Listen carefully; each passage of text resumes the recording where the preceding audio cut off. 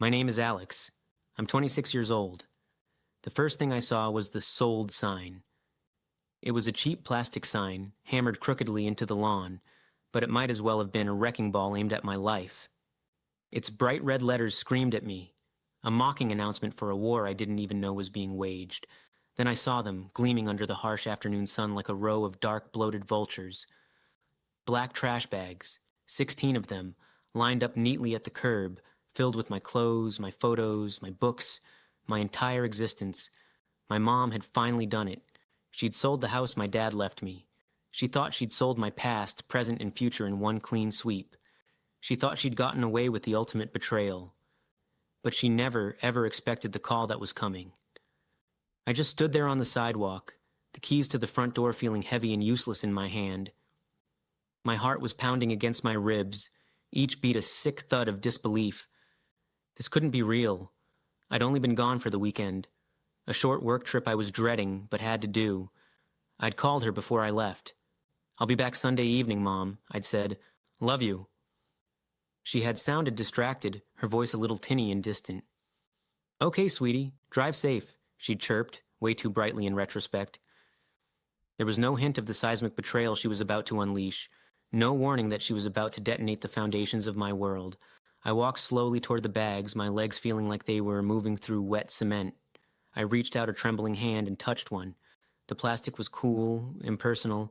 I could see the outline of a picture frame pressed against the side, a photo of me and Dad on my 10th birthday, both of us grinning with ice cream on our faces. A hard, painful lump formed in my throat.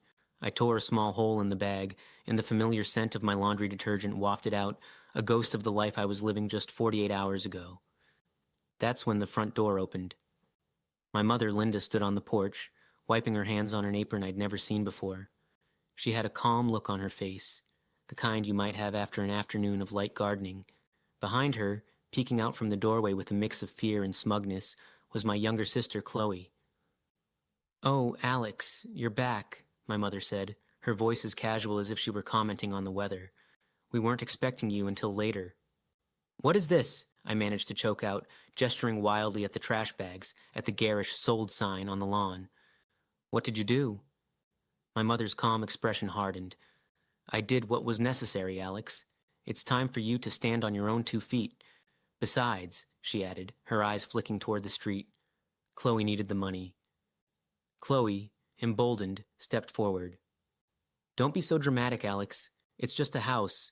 You have a good job. You can get your own place." The cruelty of it, the breathtaking audacity, hit me like a physical blow. This wasn't just a house. It was the only real thing my father had left me. It was my home. And in that moment, staring at the 2 people who were supposed to be my family, I felt a cold, terrifying clarity. They thought they had won. They thought this was over. But I knew something they didn't. They had no idea the kind of legal firestorm they just unleashed. Selling a property you don't have the authority to sell isn't just a mistake. It can be a serious crime. It's the kind of thing that leads to lawsuits, financial ruin, and even criminal charges. They had just started a chapter they would live to regret. My father, bless his soul, was a man who believed in foundations. He was a carpenter, a guy who found poetry in the grain of wood and security in a well-built frame. He built our house with his own 2 hands on land his father had left him. I remember being a little kid, watching him work, the air thick with the smell of sawdust. He'd let me help, giving me scrap wood to hammer nails into. "Every nail has a purpose, Alex," he'd say, "just like every person has a place they belong." This house was his masterpiece, his legacy. For me, it was the only place I ever truly felt I belonged. My mother, Linda, never shared that feeling. To her, the house was just an asset, 4 walls and a roof that represented tied-up capital. She was always pragmatic. While Dad saw a home, she saw a line item on a balance sheet. This difference was a quiet, constant friction in their marriage. And then, there was Chloe. My sister was born with a sparkle that seemed to blind my mother to everything else. Where I was quiet and studious like my dad, Chloe was effervescent and demanding. The dynamic was set early on. Chloe was the sun, I was the satellite. I remember for our shared birthday one year, Chloe got a brand new, top-of-the-line bicycle. I got a book on astronomy.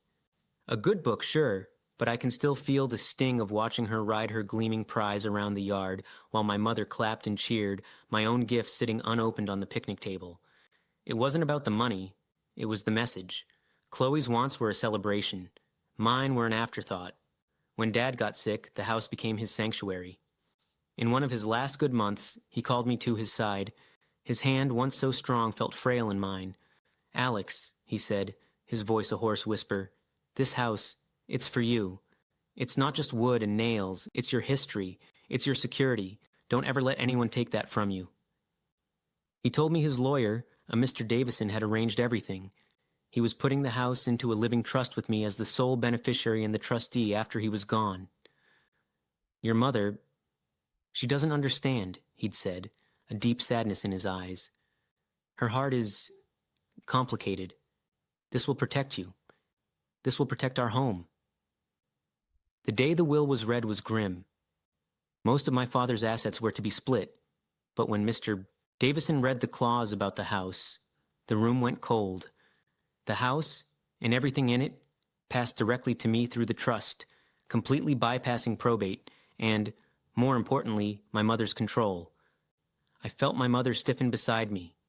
She didn't say a word, but a look of cold, contained fury settled on her face. Chloe just shot me a venomous glare. In the years that followed, I lived in the house, maintaining it just like Dad would have. My mother and Chloe were frequent visitors, but their presence always felt transactional. My mother would walk through the rooms, her eyes scanning everything like she was taking inventory. Chloe would complain about her endless money problems, credit card debt, a failed business, a vacation she couldn't afford. "You know, Alex, this house is too big for one person," my mother would say. "Your sister is really struggling," Chloe would add with a dramatic sigh. I always shut it down politely. "Dad wanted me to have the house. This is my home." But I could see my words meant nothing. They saw my inheritance not as a father's gift, but as a resource I was unfairly hoarding. The ground was being prepared for betrayal, and I, trusting in the legal walls my father had built, had no idea how deep their greed really went. "You can't do this," I stammered, staring at them on the porch. The whole scene felt like a nightmare. Neighbors were starting to peer out their windows, curious about the mountain of trash bags on my curb. "It's already done," my mother said, crossing her arms with an air of finality. "The new owners are a lovely young family. They're so excited." "The new owners?" I echoed, my voice getting shrill. "Mom, you can't just sell this house. The deed isn't in your name, it's in a trust. Dad set it up specifically so this couldn't happen." My mother actually laughed, a short, sharp, dismissive sound. "Oh, Alex, so naive. Trusts, deeds, lawyers, it's all just paperwork. I am your mother. I found a way. I had a power of attorney from when your father was sick. It was all I needed." My blood ran cold. I vaguely remembered her getting a POA to handle some of Dad's medical bills, but I never imagined she'd twist it for something like this. She was either dangerously ignorant of the law or thought she was above it. Chloe stepped forward, her face a mask of patronizing pity. "Look, Alex, Mom did this for the family. I was drowning in debt. This was the only way. You have your career, you're stable. It was selfish of you to hold on to all this." "Selfish?"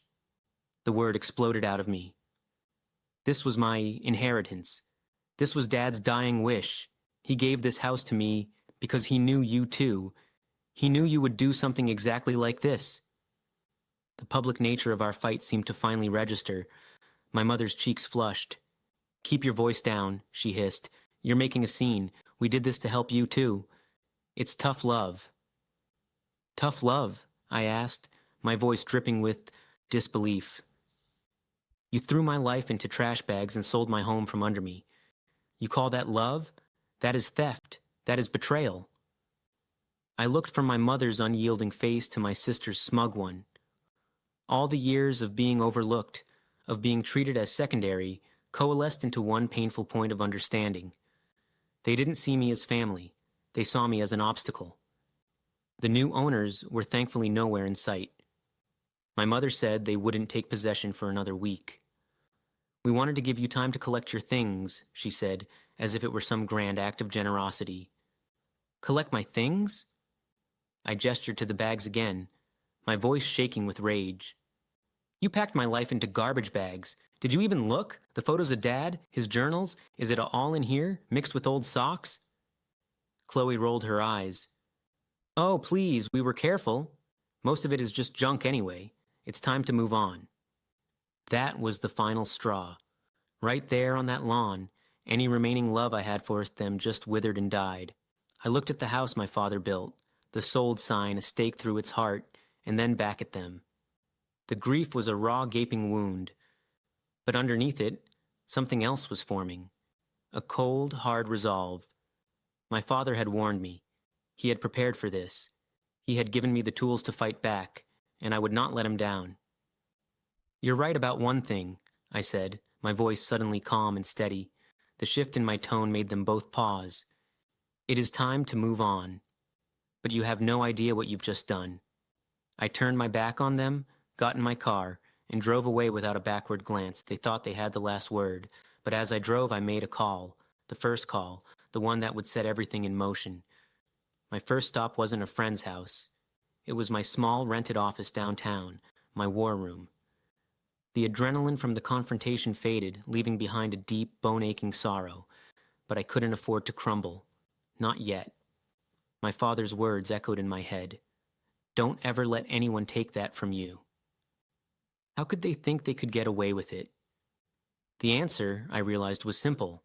They always had. My mother was a master at twisting narratives. They were counting on me to be heartbroken, to be a victim, and to eventually just accept it. They had fundamentally miscalculated. My father had been meticulous. Legal walls, Alex, he'd said. You build them strong. I had copies of all the trust documents in a fireproof safe in my office.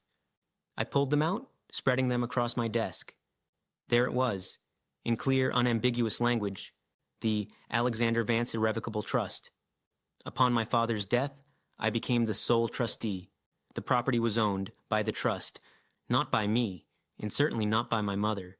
Only I had the authority to sell it. But what about the power of attorney? My heart hammered. I frantically searched my father's old files until I found it. I scanned the text, and then I saw the clause that changed everything. The POA granted her authority over his affairs, but it became null and void upon his death. The moment he passed, her power ceased. She had used a dead document, a legal ghost, to commit her crime. A wave of relief so intense it almost buckled my knees washed over me. She hadn't found a loophole. She had committed fraud, based on her own arrogance and greed. This wasn't just a family dispute anymore. This was a criminal act. My resolve hardened into diamond. This was no longer just about getting my house back. This was about justice. The next morning, I was on the phone with Mr. Davison, my father's lawyer. She did what? He asked, a rare note of shock in his voice as I recounted the story. I could hear him typing furiously. Alex, take a deep breath, he said after a long pause. Your father was a very smart man. That trust is ironclad. The POA your mother used expired the moment your father passed.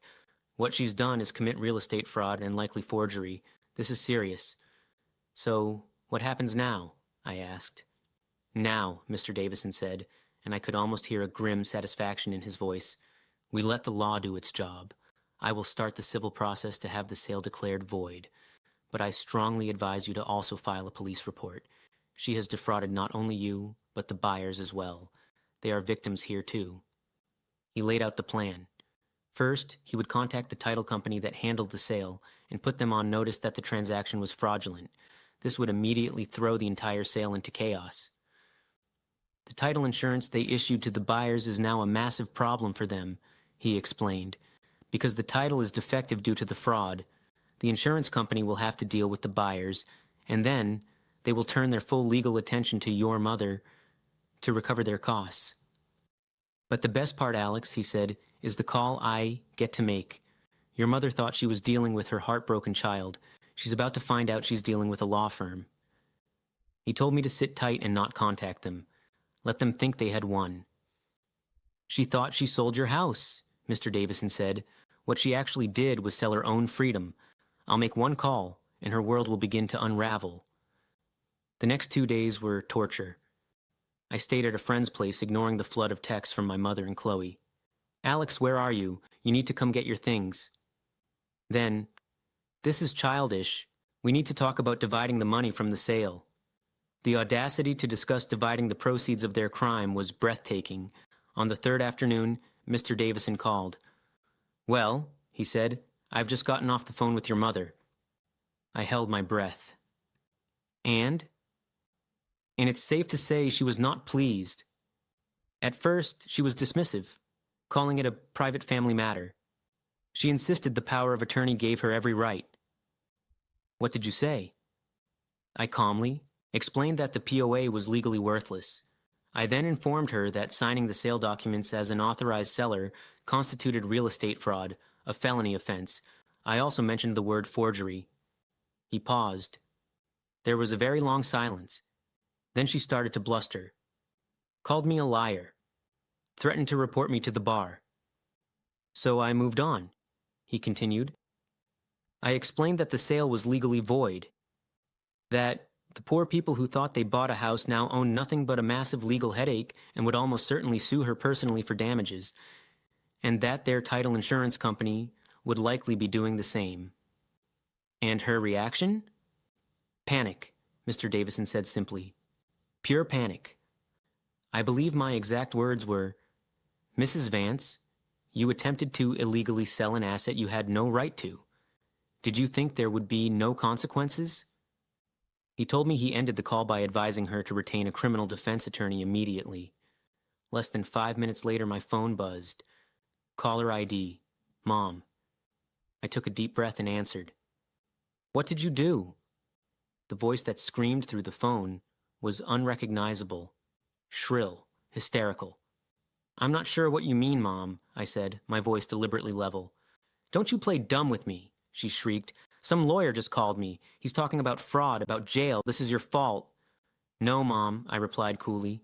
You did this. You sold a house that wasn't yours. I'm just dealing with the mess. It was for Chloe, she sobbed. She needed the money. I was just trying to help my daughter. And what am I, Mom? I asked, the question hanging sharp and heavy between us. Am I not your child, too? You don't understand, she wailed. They're going to sue me. I could go to prison, Alex. Prison. Yes, I said. Those are the potential consequences of your actions. There was a choked sob, and then Chloe's voice cut in, equally frantic. Alex, you have to fix this. Call off your lawyer. Tell him it was a misunderstanding. A misunderstanding? I let out a humorless laugh. You think packing my life into 16 trash bags and using fraudulent documents to sell my house was a misunderstanding? There's no fixing this, Chloe. But what about the money? My mother whispered, her voice cracking. I already gave it to Chloe. She paid off her debts. Then I suggest you find a way to get it back, I said coldly, because the sale is void. That money belongs to the buyers, who you defrauded, and that's before they and the title company sue you for everything else. A new wave of hysterical sobbing erupted. You can't do this to me. I'm your mother. Families don't do this to each other. Families don't sell each other's homes, Mom, I said, my voice flat and final. Dad knew what you were capable of. He put that trust in place to protect me from you. You need to find a lawyer. This conversation is over. I ended the call. My hand was shaking. There was no joy, just a hollow, aching void where my family used to be. The weeks that followed were a storm of legal proceedings. Mr. Davison was a shark. The fraudulent sale was officially voided by the court. The poor family who thought they'd bought my house were devastated, but they sued my mother for every penny they had lost, and then some. The criminal case moved forward. My mother was charged with multiple felonies. The evidence, the expired POA, the trust documents, the fraudulent sale, was overwhelming. Facing the very real possibility of a long prison sentence, she took a plea bargain, 5 years of probation, a massive fine, and court-ordered restitution to the buyers. She narrowly avoided jail, but her life was financially and socially destroyed. Chloe wasn't charged, but she wasn't immune. The money from the fraudulent sale had to be paid back. Since she'd already spent it, she was forced to declare bankruptcy. Her fresh start was wiped out, leaving her in a worse position than before. She had to move into a tiny, run-down apartment on the worst side of town. Our extended family fractured. Some relatives ostracized me, buying my mother's story that I was a cruel, unforgiving monster. Others, who knew my father well, reached out with quiet support, telling me I did the only thing I could. Chloe called me about a month after my mother's sentencing. Her voice was flat. "Are you happy now?" she asked. "You ruined us." "I didn't do this, Chloe," I said wearily. "You and Mom did. These are the consequences." "She did it for me," she whispered, "and because she loves me." "And her love for you gave her the right to steal from me?" I asked. "Did you ever once stop and think about what you were doing?" There was a long silence. "I thought you'd just get over it," she finally admitted, her voice small. "You always do." And there it was, the heart of it all. They saw my resilience not as a strength, but as a weakness to be exploited. "Not this time, Chloe," I said softly. "I hope you get your life together. I really do, but we're done." I hung up the phone and, for the first time, felt a sense of closure. Moving back into the house was strange. It felt tainted. I spent a week unpacking the 16 bags of my life, scrubbing floors and repainting walls. Slowly, I began to reclaim the space. One evening, I was sitting on the back porch, the same one my dad loved. The sun was setting. I thought about the pain, the anger, the loss of my family. But as I sat there, a different feeling emerged. Peace. I had stood up for myself. I had honored my father's memory. The legal walls he built for me had held strong. The house wasn't just wood and nails, as he'd said. It was my history, my security. And now, it was a monument to my survival. I had faced the ultimate betrayal, and I hadn't broken. I was home, and this time, I was the only one holding the keys. If you've ever been through a family betrayal or had to fight for what's right, I'd love to hear your story in the comments. These experiences are tough, but they remind us how strong we are. Don't forget to like this video if you found this story compelling, and subscribe for more real-life narratives about resilience and justice. Thanks for joining me on this incredibly personal journey. It's a stark reminder that the deepest betrayals can come from those we trust the most. But it's also a story about the power of standing your ground and the strength you can find in the aftermath of a storm. Family isn't just about blood. It's about trust, respect, and loyalty. And when those are broken, sometimes the only path forward is the one you walk alone. Thanks for watching.